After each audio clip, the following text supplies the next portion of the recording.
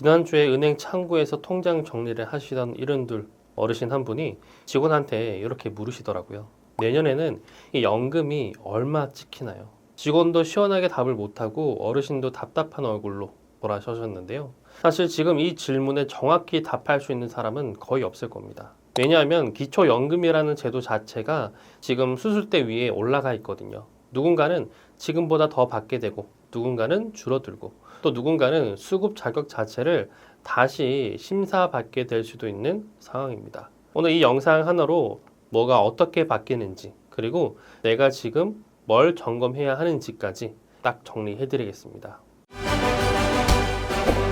먼저 왜 하필 지금이냐? 이 얘기부터 해야 되는데요. 지난 6월 3일 지방선거가 끝났죠. 수급자 입장에서 민감할 수밖에 없는 연금 개편 논의를 선거 전에 꺼내기는 정치권 입장에서 부담이 컸을 겁니다. 그래서 선거가 마무리된 직후부터 개편 논의에 본격적으로 속도가 붙기 시작한 거고요. 여기에 실무적인 변화도 하나 맞물려 있습니다. 7월부터는 과거에 자극이 안 돼서 탈락했던 분이 나중에 요건을 다시 충족하면 따로 재신청하지 않아도 자동으로 지급이 재개되는 시스템이 가동되거든요. 이 전산 작업 준비가 선거 직후부터 착수됐기 때문에 지금 이 시기가 새 제도의 출발선이 되는 셈입니다. 그런데 여기서 질문 하나 드려볼게요. 나라가 왜 갑자기 멀쩡히 잘 주던 연금 제도를 손보려고 할까요? 숫자를 보시면 답이 나옵니다.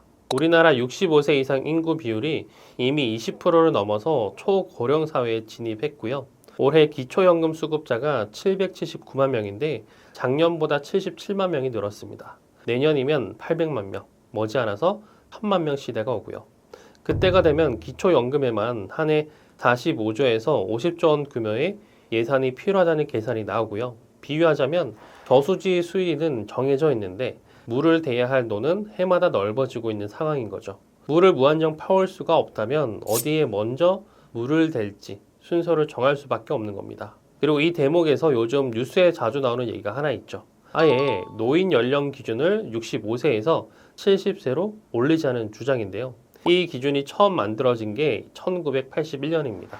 그때 우리나라 평균 수명이 66세였고요. 그런데 지금은 84세 가까이 됩니다. 실제 여론조사에서도 연령 상향에 찬성이 59%, 반대가 30% 나왔고요. 세대별로 보면 앞으로 세금을 부담할 30대는 65%가 찬성했고 당장 수급 연령대인 60대는 55%가 반대했습니다. 연령을 70세로 조정하면 2065년까지 약 603조 원의 재정을 아낄 수 있다는 연구도 있으니까 정부 입장에서 검토를 안 할 수가 없는 카드죠. 그런데 이게 진짜 핵심인데요. 정부가 이 카드를 바로 꺼내지 못하는 이유가 있습니다. 우리나라 66세 이상 어르신 빈곤율이 40%에 육박을 한다는 건데요. OECD 국가 중에서 가장 심각한 수준이고요. 지금도 새벽에 일 나가시고 몸이 아파도 쉬지 못하시는 어르신들이 많은데 연금과 교통, 혜택까지 5년을 통째로 밀어버리면 생계가 무너지는 분들이 속출할 수밖에 없거든요. 그래서 정부가 선택한 절충안이 바로 오늘 말씀드릴 방향입니다. 수급 연령을 미루는 대신에 형편에 따라 금액을 조정하고 심사를 정교하게 만들어서 아낀 재원을 정말 어려운 분들께 집중하겠다는 거예요. 이 큰 그림을 먼저 이해하셔야 아래 세 가지 변화가 왜 나오는지 자연스럽게 연결됩니다. 첫 번째 변화는 이제 모두에게 같은 금액이 아니라 소득 수준에 따라서 다르게 지급하는 방향인데요. 지금은 단독 가구 기준으로 월 최대 34만 9,700원을 소득 하위 70%에 해당하면 거의 비슷하게 받고 계시죠. 그런데 앞으로는 생계급여를 받으실 정도로 형편이 어려운 분들께는 월 40만 원 이상으로 올리고 상대적으로 여유가 있는 분들은 20만에서 30만 원 선으로 조정하는 방안이 유력하게 검토되고 있습니다. 혹은 기존 금액은 유지하되 물가 반영 인상분을 어려운 분들께만 더 얹어드리는 방식도 논의되고요. 수도꼭지에 비유하면 이해가 쉬운데요. 지금까지는 모든 밭에 같은 세기로 물을 틀어줬다면 앞으로는 바짝 마른 밭에는 칼칼 틀어주고 이미 촉촉한 밭에는 졸졸 틀어주겠다는 겁니다. 이 대목에서 이렇게 생각하시는 분 분명히 계실 건데요.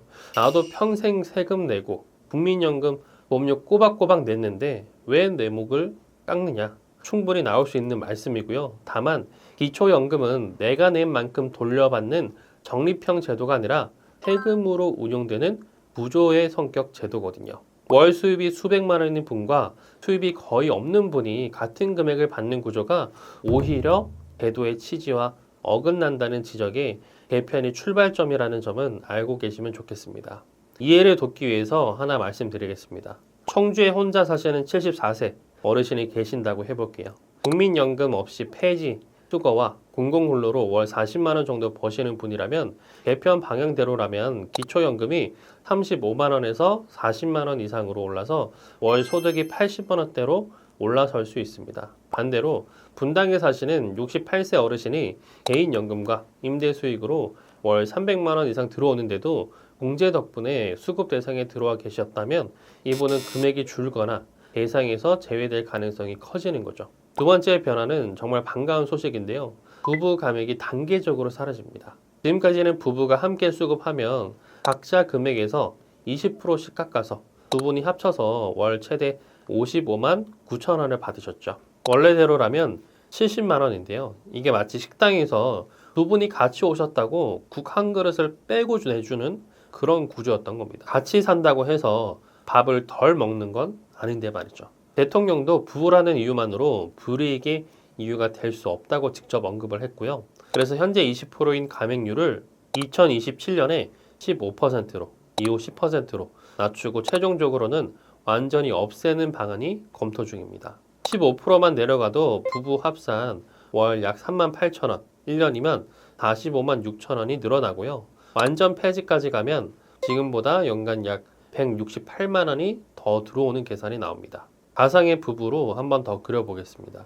목포에서 함께 텃밭을 가꾸며 사시는 69세, 71세 부부가 지금 매달 55만 9천 원을 받고 계신다면 감액이 완전히 폐지되는 시점에는 매달 70만 원, 1년에 840만 원을 받으시게 되는 거죠. 두 분이 겨울 난방비와 병원비 부담이 확 달라지는 금액입니다. 세 번째 변화는 이건 미리 준비하셔야 하는 부분인데요.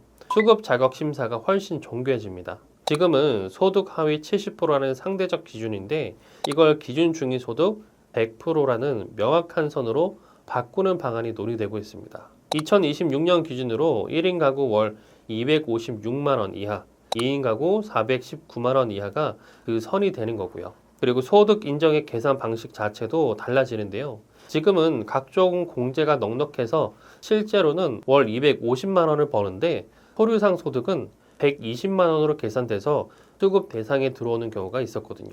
앞으로는 공제 폭을 줄이고 예금 잔고, 부동산, 이타 소득을 지금보다 촘촘하게 반영할 예정입니다. 문진표 몇 장 쓰고 끝나던 건강검진이 피검사의 초음파까지 보는 정밀 검진으로 바뀐다고 생각하시면 되죠. 여기서 또 억울하신 분들이 계실 건데요. 집 한 채가 전 재산인데 그게 무슨 소득이냐? 할 수도 없는 집 때문에 연금이 깎이면 어떡하냐? 이 말씀도 일리가 있습니다. 실제로 거주주택은 처분이 어려운 재산이라는 점 때문에 주거용 재산 공제나 지역별 기본 재산 공제 같은 완충 장치가 함께 논의되고 있고요.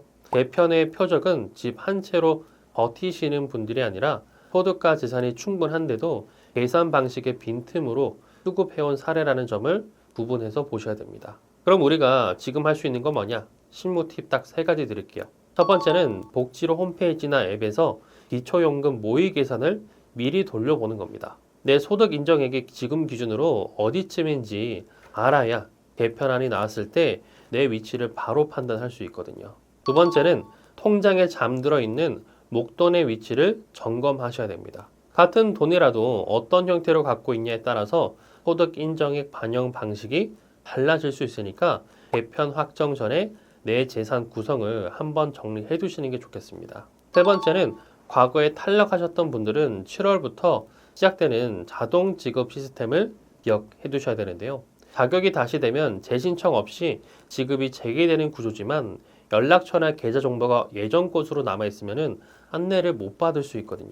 주민센터에 정보 한번 확인만 해두시면 되겠습니다. 그럼 자주 나오는 질문 몇 가지만 짚으면요. 지금 받고 있는데 개편되면 바로 깎이나요? 확정안이 발표 전이고 통상 이런 개편은 유예 기간이나 단계 적용을 두기 때문에 하루아침에 달라지지는 않습니다. 다만 심사 강화는 비교적 빨리 적용될 수 있으니까 대비는 지금부터 하셔야 되고요. 국민연금 받으면 기초연금 못 받나요? 아닙니다. 국민연금 수령액이 소득 인정액에 반영돼서 금액이 좀 조정될 수는 있지만 수급 자체가 막히는 건 아닙니다. 자녀 명의로 재산을 옮기면 되지 않냐? 이거는 좀 위험한 생각이고요. 증여 재산도 일정 기간 소득 인정액에 반영되고 무리한 명의 이전은 나중에 더 크게 문제될 수 있으니까 반드시 정확한 상담 후에 판단하셔야 됩니다. 오늘 내용 문장 하나로 정리하면은 이렇습니다. 받는 나이를 미루는 대신 금액과 자격을 형편에 맞게 다시 짠다. 앞으로 심사가 촘촘해지는 건 피할 수 없는 흐름이다. 확정안이 발표되고 나서 주민센터 가서 따지시면은 그때는 늦습니다. 오늘 알려드린 모의 계산부터 이번 주 안에 꼭 한번 해보시고요. 오늘 말씀드린 개편 내용은 현재 논의, 검토 단계의 방안들이라 최종 확정안과 세부 수치는 달라질 수 있습니다. 정확한 내용은 보건복지부와 복지로 공식 발표를 꼭 함께 확인하시길 바라고요. 확정안이 발표되면 또 제가 즉시 다시 조목조목 따져서 알려드릴 테니까 구독, 알림 설정 눌러두시면 가장 빨리 받아볼 수 있습니다. 오늘도 끝까지 봐주셔서 감사드리고요. 다음에도 유익한 내용으로 찾아뵙겠습니다. 감사합니다.